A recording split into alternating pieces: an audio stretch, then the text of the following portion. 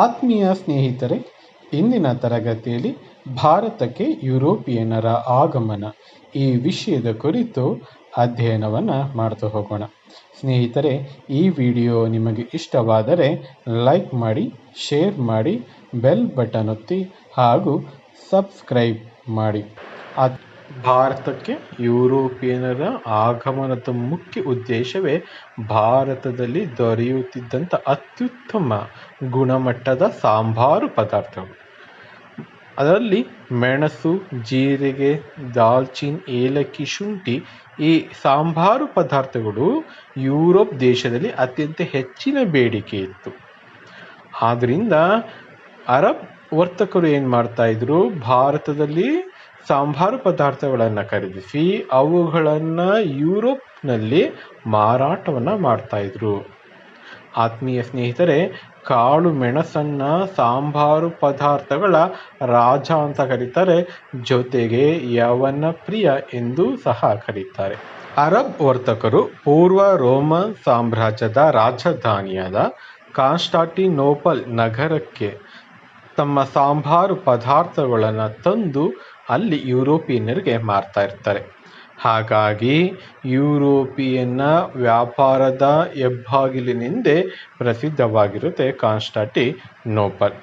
ಆತ್ಮೀಯ ಸ್ನೇಹಿತರೆ, ಭಾರತಕ್ಕೆ ಭೇಟಿ ನೀಡಿದ ಮೊದಲ ಯುರೋಪ್ ವರ್ತಕ ಯಾರು ಅಂದರೆ ಮಾರ್ಕೋ ಪೋಲ್ ಇಟಲಿಯ ವೆನ್ನಿಸ್ ನಗರದ ಒಬ್ಬ ವರ್ತಕನಾಗಿರ್ತಾನೆ. ಇವನು 1295ರಲ್ಲಿ ಕಾನ್ಸ್ಟಾಂಟಿನೋಪಲ್ನಿಂದ ಭಾರತದ ವಾಯುವ್ಯ ಭೂಮಾರ್ಗವಾಗಿ ವಾರಂಗಲ್ನ ಕಾಕತೀಯರ ಆಸ್ಥಾನಕ್ಕೆ ಭೇಟಿ ಕೊಟ್ಟು ತನ್ನ ದೇಶಕ್ಕೆ ಮರಳುತ್ತಾನೆ. ಆತ್ಮೀಯ ಸ್ನೇಹಿತರೆ, ಮಾರ್ಕೋ ಪೋಲ್ ಬಂದ ಭಾರತದ ವಾಯುವ್ಯ ಮಾರ್ಗ ಇದೆಯಲ್ಲ, ಈ ಮಾರ್ಗದ ಮೂಲಕವೇ ಯುರೋಪ್ ವರ್ತಕರು ಭಾರತಕ್ಕೆ ಭೇಟಿ ನೀಡುತ್ತಾರೆ ಹಾಗೂ ಭಾರತದಲ್ಲಿ ವ್ಯಾಪಾರವನ್ನು ಪ್ರಾರಂಭಿಸ್ತಾರೆ ಈ ಭೂಮಾರ್ಗವಾಗಿ. ಆದರೆ 1453ರಲ್ಲಿ ಆಟೋಮನ್ ಟರ್ಕರು ಕಾನ್ಸ್ಟಾಂಟಿನೋಪಲ್ ನಗರವನ್ನು ವಶಪಡಿಸಿಕೊಳ್ತಾರೆ. ಇದರಿಂದಾಗಿ ಯುರೋಪಿನ ವರ್ತಕರ ವ್ಯಾಪಾರ ನಿಂತೋಗುತ್ತೆ. ಜೊತೆಗೆ ಭಾರತದ ಸಾಂಬಾರು ಪದಾರ್ಥಗಳ ಬೇಡಿಕೆ ಯುರೋಪ್ನಲ್ಲಿ ಹೆಚ್ಚಾಗುತ್ತೆ. ಭೂಮಾರ್ಗ ಮುಚ್ಚಲ್ಪಟ್ಟ ಕಾರಣದಿಂದಾಗಿ ಜಲಮಾರ್ಗದ ಅನ್ವೇಷಣೆ ಪ್ರಾರಂಭವಾಗುತ್ತೆ. ಅದೇ ಜಲಮಾರ್ಗ ಶೋಧನೆ.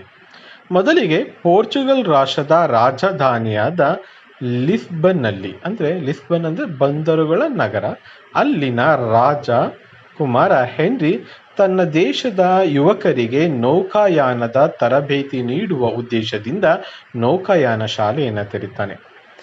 ಆದ್ದರಿಂದಾಗಿ ಇತಿಹಾಸಗಾರರು ಹೆನ್ರಿಯನ್ನು ಹೆನ್ರಿ ದಿ ನ್ಯಾವಿಗೇಟರ್ ಎಂದು ಕರೆಯುತ್ತಾರೆ. ನೌಕಾಯಾನ ಶಾಲೆಯನ್ನು ಪ್ರಾರಂಭಿಸಿದ ಕಾರಣದಿಂದಾಗಿ. ನಂತರ ಪೋರ್ಚುಗಲ್ ರಾಷ್ಟ್ರದ ರಾಜ 2ನೇ ಜಾನ್ ಒಂದು ನೌಕಾಪಡೆಯನ್ನು ಕಟ್ತಾನೆ. ಆ ನೌಕಾಪಡೆಯನ್ನು ಕಟ್ಟಿ ಆ ನೌಕಾಪಡೆಯ ಮುಖ್ಯಸ್ಥನಾಗಿ ಬಾರ್ತಲೋಮಿಯೋ ಡಯಸ್ನನ್ನು ನೇಮಿಸ್ತಾನೆ. ಇವನ ಕಾಲದಲ್ಲಿ ಸಂಶೋಧನೆ ಪ್ರಾರಂಭವಾಗುತ್ತೆ. ಈಗ ಬಾರ್ತಲೋಮಿಯೋ ಡಯಸ್ನ ಬಗ್ಗೆ ತಿಳಿತಾ ಹೋಗೋಣ. ಬಾರ್ತಲೋಮಿಯೋ ಡಯಸ್ 1487ರಲ್ಲಿ ಲಿಸ್ಬನ್ನಿಂದ ತನ್ನ ಪ್ರಯಾಣವನ್ನು ಪ್ರಾರಂಭಿಸ್ತಾನೆ. ಅವನು ಆಫ್ರಿಕಾದ ದಕ್ಷಿಣದ ತುದಿಯನ್ನು ಬಂದು ತಲುಪ್ತಾನೆ. ಮುಂದೆ ಪ್ರಯಾಣವನ್ನು ಪ್ರಾರಂಭಿಸಲು ಸಾಧ್ಯವಾಗುವುದಿಲ್ಲ, ಏಕೆಂದರೆ ಅಲ್ಲಿ ಬಿರುಗಾಳಿಗಳ ಪ್ರಭಾವ ಹೆಚ್ಚಾಗಿರುತ್ತೆ. ಆದ್ದರಿಂದಾಗಿ ಡಯಾಸ್ ದಕ್ಷಿಣದ ತುದಿಯನ್ನು ಅಂದರೆ ಆಫ್ರಿಕಾದ ದಕ್ಷಿಣದ ತುದಿಯನ್ನು ಬಿರುಗಾಳಿಗಳ ಭೂಶಿರ ಎಂದು ಕರೆಯುತ್ತಾನೆ. ಡಯಾಸ್ ಅಲ್ಲಿಂದ ಮರಳಿ ತನ್ನ ವರದಿಯನ್ನು ರಾಜನಿಗೆ ಒಪ್ಪಿಸಿದನು. ರಾಜನಿಗೆ ಭಾರತಕ್ಕೆ ಸಾಗರ ಮಾರ್ಗದ ಶೋಧ ಶೀಘ್ರದಲ್ಲೇ ಆಗಬಹುದೆನ್ನುವ ಭರವಸೆ ಉಂಟಾಯಿತು. ಅದಕ್ಕಾಗಿ ರಾಜನು ಕೇಫನು ಹೆದರುಗಳನ್ನಾಡುವ ಅಥವಾ ಬಿರುಗಾಳಿಗಳ ಭೂಶಿರ ಎಂದು ಕರೆದಿದ್ದನ್ನು ಡಯಾಸ್ ಕರೆದಿದ್ದನ್ನು ಅವನು ಆಶಾಂಕುರದ ನಾಡು ಕೇಫ್ ಆಫ್ ಗುಡ್ ಓಫ್ ಎಂದು ಹೆಸರಿಸಿದನು. ಅಂದರೆ 2ನೇ ಜಾನ್ ದಕ್ಷಿಣದ ತುತ್ತ ತುದಿಯನ್ನು ಕೇಫ್ ಆಫ್ ಗುಡ್ ಓಫ್ ಎಂದು ಕರೆದನು. ಇನ್ನು ಡಯಾಸ್ನ ನಂತರ ಜಲಮಾರ್ಗದ ಶೋಧನೆಗೆ ಬಂದವನೇ ವಾಸ್ಕೋ ಡಿ ಗಾಮ. ಪೋರ್ಚುಗಲ್ನ ರಾಜ ಎಮಾನ್ಯುಯೆಲ್ ರಾಜನ ಸಹಾಯದಿಂದ ವಾಸ್ಕೋ ಡಿ ಗಾಮನು 1497 ಜುಲೈ 8ರಂದು 4 ಹಡಗುಗಳ ಮೂಲಕ ಲಿಸ್ಬನ್ನಿಂದ ಪ್ರಯಾಣವನ್ನು ಪ್ರಾರಂಭಿಸ್ತಾನೆ. ಅವನು ಕೇಫನ್ನು ಬಳಸಿ ತನ್ನ ಸಾಗರಯಾನವನ್ನು ಧೈರ್ಯದಿಂದ ಮುಂದುವರಿಸಿದನು. ಪೂರ್ವ ಕರಾವಳಿ ಯುದ್ಧಕ್ಕೂ ಉತ್ತರಕ್ಕೆ ಸಾಗುತ್ತಾ ಆತ ಮಾಲಿಂದಿ ಎಂಬಲ್ಲಿಗೆ ತಲುಪಿದನು. ಅಲ್ಲಿ ಆತನಿಗೆ ಅರಬ್ ನಾವಿಕನೊಬ್ಬನ ಭೇಟಿಯಾಯಿತು. ಅವನು ಗವಾನನಿಗೆ ಭಾರತಕ್ಕೆ ತೆರಳುವ ಹಿಂದೂ ಸಾಗರದ ಮಾರ್ಗವನ್ನು ತಿಳಿಸಿದನು. ಹಾಗಾಗಿ 1498 ಮೇ 17ರಂದು ಕೇರಳದ ಕಲ್ಲಿಕೋಟೆಯ ಕಪಟ ಗ್ರಾಮಕ್ಕೆ ಬಂದು ವಾಸ್ಕೋ ಡಿ ಗಾಮ ತಲುಪ್ತಾನೆ. ಇವನು ಪ್ರಯಾಣಿಸಿದ ಹಡಗಿನ ಹೆಸರನ್ನು ನಾವು ಸಾವೋ ಗೆಬ್ರಿಯಲ್ ಎಂದು ಕರೆಯುತ್ತಾರೆ. ಸ್ನೇಹಿತರೆ, ಕಲ್ಲಿಕೋಟೆಯ ರಾಜ ಜಾಮೋರಿನ್ ವಾಸ್ಕೋ ಡಿ ಗಾಮನನ್ನು ಸ್ವಾಗತಿಸ್ತಾನೆ. ಆತ್ಮೀಯ ಸ್ನೇಹಿತರೆ, ಇವನು 3ನೇ ವರ್ಷ ಆತ ತನ್ನ ಸಮುದ್ರಯಾನದ ಒಟ್ಟು ವೆಚ್ಚದ 60 ಪಾಲು ಮೌಲ್ಯದ ಅಪಾರ ಸರಕುಗಳೊಂದಿಗೆ ಮರು ಪ್ರಯಾಣವನ್ನು ಮಾಡಿ ಲಿಸ್ಬನ್ನ ತಲುಪಿದನು. ಆತ ಅಲ್ಲಿ ಭಾರತಕ್ಕೆ ಹೊಸ ಜಲಮಾರ್ಗದ ಅನ್ವೇಷಣೆಯಾಯಿತು. ಅಲ್ಲಿಂದ ಮುಂದೆ ಪೋರ್ಚುಗೀಸರ ನೌಕೆಗಳು ಕೇಫ್ ಆಫ್ ಗುಡ್ ಓಫ್ ಮಾರ್ಗವಾಗಿ ಪೂರ್ವ ದೇಶಗಳಿಗೆ ಪ್ರಯಾಣಿಸಲು ತೊಡಗಿದವು.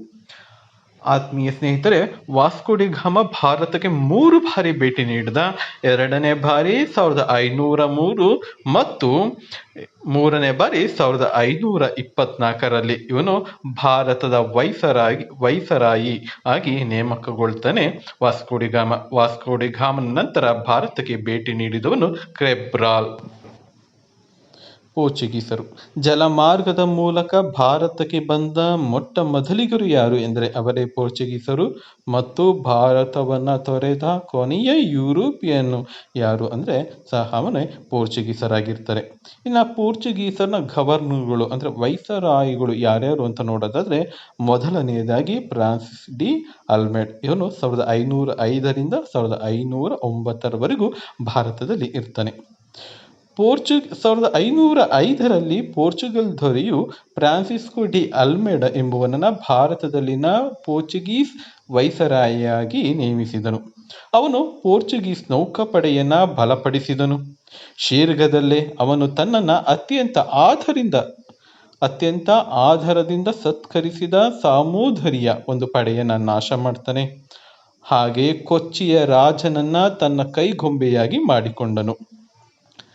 ಅಲ್ಮೆಡ್ ವೈಸರಾಯಿ ಆಗಿದ್ದಾಗ ಕೊಚ್ಚಿ ಮತ್ತು ಕಣ್ಣನೂರಿನಲ್ಲಿ ಸಣ್ಣ ಕೋಟೆಗಳನ್ನು ನಿರ್ಮಿಸಿಕೊಳ್ತಾನೆ. ಹಾಗೆ ಭೂಮಾರ್ಗಕ್ಕಿಂತ ಹೆಚ್ಚಾಗಿ ಸಮುದ್ರದ ಮೇಲಿನ ಏಕಸ್ವಾಮ್ಯ ಸಾಧಿಸಲು ನೌಕಾ ಪ್ರಾಬಲ್ಯವನ್ನು ಸ್ಥಾಪಿಸುವ ಗುರಿಯನ್ನು ಹೊಂದಿದ್ದನು. ಇವನ ಈ ಗುರಿಯನ್ನು ನೀಲಿ ಜಲನೀತಿ ಎಂದು ಕರೆಯುತ್ತಾರೆ. 2ನೇ ವೈಸರಾಗಿ ನೇಮಕಗೊಂಡವನೇ ಅಲ್ಬುಕರ್ಕ್. 1509ರಲ್ಲಿ ಅಲ್ಮೆಡನ ಉತ್ತರಾಧಿಕಾರಿಯಾಗ್ತಾನೆ. ಗೋವೆಯನ್ನು ಜಯಿಸ್ತಾನೆ 1510ರಲ್ಲಿ. ಆತ್ಮೀಯ ಸ್ನೇಹಿತರೆ, ಇವನನ್ನು ಪೋರ್ಚುಗಲ್ ಅಧಿಕಾರದ ನಿಜವಾದ ಸ್ಥಾಪಕ ಅಂತ ಕರೆಯುತ್ತಾರೆ. 1509ರಲ್ಲಿ ಅಲ್ಬುಕರ್ಕ್ ದಿಯಾವನ್ನು ವಶಪಡಿಸಿಕೊಳ್ತಾನೆ. 1510ರಲ್ಲಿ ಅಲ್ಬುಕರ್ಕ್ ವಿಜಯನಗರದ ಅರಸ ಶ್ರೀಕೃಷ್ಣದೇವರಾಯನ ಸಹಾಯದಿಂದ ಬಿಜಾಪುರದ ಸುಲ್ತಾನ ಯೂಸಫ್ ಆದಿಲ್ ಶಾನಿಂದ ಗೋವಾವನ್ನು ವಶಪಡಿಸಿಕೊಂಡನು. ಹಾಗೆ ಗೋವಾವನ್ನು ತನ್ನ ರಾಜಧಾನಿಯಾಗಿ ನೇಮಕ ಮಾಡಿಕೊಳ್ತಾನೆ. ಆತ್ಮೀಯ ಸ್ನೇಹಿತರೆ, ಇಲ್ಲಿ ಒಂದು ಪ್ರಶ್ನೆಯನ್ನು ಕೇಳ್ತಾರೆ. ಅಲ್ಬುಕರ್ಕ್ಗೆ ಸಹಾಯ ಮಾಡಿದ ಭಾರತದ ಅರಸ ಯಾರು ಅಂದರೆ ಅವನೇ ಶ್ರೀಕೃಷ್ಣದೇವರಾಯ. ಪೋರ್ಚುಗೀಸರಿಗೆ ಶ್ರೀಕೃಷ್ಣದೇವರಾಯ ಕೋಟೆಯನ್ನು ಚರ್ಚುಗಳನ್ನು ಕಟ್ಟಲು ಅನುಮತಿಯನ್ನು ನೀಡ್ತಾನೆ. ಅಲ್ಬುರ್ಕರ್ ತನ್ನ ನಿಯಂತ್ರಣದಲ್ಲಿದ್ದ ಪ್ರದೇಶಗಳಲ್ಲಿ ಬಾಲ್ಯವಿವಾಹ ಸತಿ ಪದ್ಧತಿಗಳನ್ನು ನಾಶ ಮಾಡ್ತಾನೆ. ಪೋರ್ಚುಗೀಸರ ಅಂದರೆ ಅಬುಲ್ಬರ್ಕ್ ನಂತರ ಬಂದಂತಹ ಪೋರ್ಚುಗೀಸ್ ಗವರ್ನರ್ 1530ರಲ್ಲಿ ಅವನು ಸರ್ಕಾರದ ಮುಖ್ಯ ಕಚೇರಿಯನ್ನು ಗೋವಾಕ್ಕೆ ವರ್ಗಾಯಿಸಿದನು. ಹೀಗಾಗಿ ಗೋವಾವನ್ನು ಭಾರತದಲ್ಲಿ ಪೋರ್ಚುಗೀಸರ ಅಧಿಕೃತ ರಾಜಧಾನಿಯಾಗಿ ಮಾಡಲಾಗುತ್ತೆ. ನಂತರ ಪೋರ್ಚುಗೀಸರ ಆಡಳಿತದಿಂದ ಉಂಟಾದ ಪರಿಣಾಮಗಳನ್ನು ನಾವು ಚರ್ಚಿಸ್ತಾ ಹೋಗೋದಾದರೆ, ಮೊದಲನೆಯದಾಗಿ ಗೋವಾದಲ್ಲಿ ಮೊದಲ ಬಾರಿಗೆ ಮುದ್ರಣ ಯಂತ್ರ ಪ್ರಾರಂಭವಾಯಿತು. ಅಂದರೆ ಇದು ವೆರಿ ಇಂಪಾರ್ಟೆಂಟ್.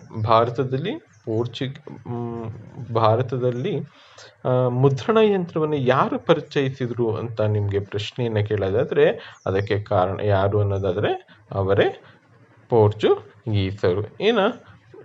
ಎರಡನೆಯ ಪರಿಣಾಮ ಏನು ಅನ್ನೋದನ್ನು ನೋಡ್ತಾ ಹೋಗೋದಾದರೆ ಬೆಳೆಗಳು. ಅಂದರೆ ಪೋರ್ಚುಗೀಸರು ತಮ್ಮ ದೇಶದಲ್ಲಿದ್ದಂತಹ ಬೆಳೆಗಳನ್ನು ಭಾರತದಲ್ಲಿ ಪರಿಚಯಿಸ್ತಾ ಹೋಗ್ತಾರೆ. ಆ ಬೆಳೆಗಳು ಯಾವುವು? ಒಟ್ಟು ಪ್ರಮುಖವಾಗಿ 6 ಬೆಳೆಗಳನ್ನು ಪೋರ್ಚುಗೀಸರು ಪರಿಚಯಿಸ್ತಾ ಹೋಗ್ತಾರೆ. ಒಂದನೇದು ತಂಬಾಕು, ಶೇಂಗಾ, ಮೆಣಸಿನಕಾಯಿ, ಈರುಳ್ಳಿ, ಮೆಕ್ಕೆಜೋಳ, ಆಲೂಗಡ್ಡೆ. ಈ ಬೆಳೆಗಳನ್ನು ಪೋರ್ಚುಗೀಸರು ತಮ್ಮ ಅವಧಿಯಲ್ಲಿ ಪರಿಚಯಿಸ್ತಾ ಹೋಗ್ತಾರೆ. ಇವು ಭಾರತದಲ್ಲಿ ಬೆಳೆಯುವುದಕ್ಕೆ ಪ್ರಾರಂಭ ಮಾಡ್ತಾ ಹೋಗ್ತಾರೆ. ಇನ್ನು ಪೋರ್ಚುಗೀಸರ ಅವನತಿಗೆ ಕಾರಣವಾದ ಅಂಶಗಳನ್ನು ನಾವು ಚರ್ಚಿಸ್ತಾ ಹೋಗೋದಾದರೆ, ಅಲ್ಬುರ್ಕರ್ ನಂತರ ಭಾರತಕ್ಕೆ ಬಂದಂತಹ ಪೋರ್ಚುಗೀಸ್ ವೈಸರಾಯರು ಅಸಮರ್ಥರಾಗಿದ್ದರು. ಅಂದರೆ ಇವರಷ್ಟು ಹಿಂದೆ ಇದ್ದಂತಹ ವೈಸರಾಯರಷ್ಟು ಪ್ರಾಬಲ್ಯವನ್ನು ಹೊಂದೋದಕ್ಕೆ ಸಾಧ್ಯವಾಗಲಿಲ್ಲ. ನಂತರ ವಿಜಯನಗರದ ಅವನತಿ ಅಂದರೆ ಶ್ರೀಕೃಷ್ಣದೇವರಾಯನ ಕಾಲದಲ್ಲಿ ಪೋರ್ಚುಗೀಸರು ಕೋಟೆಗಳನ್ನು, ಚರ್ಚುಗಳನ್ನು ಕಟ್ಟಲು ಮತ್ತು ವ್ಯಾಪಾರವನ್ನು ಮಾಡಲು ಅನುಮತಿಯನ್ನು ಕೊಟ್ಟಿದ್ದು ವಿಜಯನಗರದ ಅರಸರು. ಆದರೆ ವಿಜಯನಗರ ಅರಸರ ಅವನತಿ ಆದ ನಂತರ ಪೋರ್ಚುಗೀಸರ ಅವನತಿಗೂ ಸಹ ಕಾರಣ ಆಗ್ತಾ ಹೋಗುತ್ತೆ. ಮೂರನೇ ಕಾರಣವನ್ನು ನೋಡೋದಾದರೆ ಮತೀಯತೆ ಅಂದರೆ ಧರ್ಮ ವಿರೋಧ. ಪೋರ್ಚುಗೀಸರು ಬುರ್ಖಾ ಪದ್ಧತಿಯನ್ನು ನಿಷೇಧ ಮಾಡಿದ್ದು ಇದು ಮುಸ್ಲಿಂ ವಿರೋಧಿಗೆ ಕಾರಣ ಆಗ್ತಾ ಹೋಗುತ್ತೆ. ಮೊಘಲರು ಪೋರ್ಚುಗೀಸರನ್ನು ವಿರೋಧಿಸೋದಕ್ಕೆ ಪ್ರಾರಂಭ ಮಾಡ್ತಾರೆ. ಎರಡನೆಯದು ಮತ್ತು ಇನ್ನೊಂದು ಕಾರಣ ಏನಂದರೆ ಹಿಂದೂ ವಿರೋಧಿ. ಅಂದರೆ ಸತಿ ಪದ್ಧತಿ ಇರ್ಬೋದು, ಬಾಲ್ಯ ವಿವಾಹ ಪದ್ಧತಿ ಇರ್ಬೋದು, ಇವುಗಳ ನಿಷೇಧ ಮಾಡಿದ್ದು ಹಿಂದೂಗಳು ಏನು ಮಾಡ್ಕೋತಾರೆ, ಇವನು ಹಿಂದೂ ವಿರೋಧಿ ಇವರು ಪೋರ್ಚುಗೀಸರು ಅನ್ನೋ ಮನೋಭಾವನೆ ಉಂಟಾಗುತ್ತೆ. ಮರಾಠರು ಏನು ಮಾಡ್ತಾರೆ, ಪೋರ್ಚುಗೀಸರನ್ನ ವಿರೋಧಿಸ್ತಾರೆ ಮತ್ತು ಅವರ ಆಡಳಿತದಲ್ಲಿದ್ದಂಥ ಕೆಲವು ಪ್ರದೇಶಗಳನ್ನು ವಶಪಡಿಸ್ಕೊಳ್ತಾ ಹೋಗ್ತಾರೆ. ಇನ್ನು ಮತ್ತೊಂದು ಕಾರಣವನ್ನು ನೋಡೋದಾದರೆ ಸ್ಪೇನ್ ರಾಷ್ಟ್ರ ಪೋರ್ಚುಗಲ್ ರಾಷ್ಟ್ರವನ್ನು ವಶಪಡಿಸಿಕೊಂಡಿದ್ದು. ಪೋರ್ಚುಗಲ್ನ ವಶಪಡಿಸಿಕೊಂಡ ನಂತರ ಸ್ಪೇನ್ ರಾಷ್ಟ್ರ ಭಾರತದಲ್ಲಿ ಪೋರ್ಚುಗೀಸರ ಆಡಳಿತವನ್ನು ನೋಡಿಕೊಳ್ಳೋಕೆ ಅತ್ಯಂತ ಹೆಚ್ಚು ಅವಕಾಶವನ್ನು ಅಥವಾ ಆಸಕ್ತಿಯನ್ನು ತೋರಲಿಲ್ಲ. ಇದರಿಂದಾಗಿ ಪೋರ್ಚುಗಲ್ ಸ್ಪೇನ್ ಅಧಿಪತ್ಯಕ್ಕೆ ಒಳಪಡುತ್ತೆ. ಭಾರತದಲ್ಲಿ ಪೋರ್ಚುಗೀಸರು ತಾವು ನಿರ್ಮಿಸಿದಂತಹ ಪ್ರದೇಶದ ಆಡಳಿತ ಕಾಲಕ್ರಮೇಣವಾಗಿ ಅವರ ಆಡಳಿತ ನಾಶ ಆಗ್ತಾ ಹೋಗುತ್ತೆ, ಕುಂದುತ್ತಾ ಹೋಗುತ್ತೆ. ಇನ್ನು ಮತ್ತೊಂದು ಕಾರಣವನ್ನು ನೋಡ್ತಾ ಹೋಗೋದಾದರೆ, ಪೋರ್ಚುಗೀಸರು ಡಚ್ಚರನ್ನು ಎದುರಿಸಬೇಕಾಗುತ್ತಾ ಹೋಗುತ್ತೆ. ಡಚ್ಚರ ವಿರೋಧಿಗಳಾಗ್ತಾ ಹೋಗ್ತಾರೆ. ಡಚ್ಚರು ಪೋರ್ಚುಗೀಸರ ಕೆಲವು ಪ್ರದೇಶಗಳನ್ನು ವಶಪಡಿಸಿಕೊಳ್ತಾ ಹೋಗ್ತಾರೆ ಮತ್ತು ಇಂಗ್ಲಿಷರು ಸಹ ಅನೇಕ ಪ್ರದೇಶಗಳನ್ನು ವಶಪಡಿಸಿಕೊಳ್ತಾ ಹೋಗ್ತಾರೆ.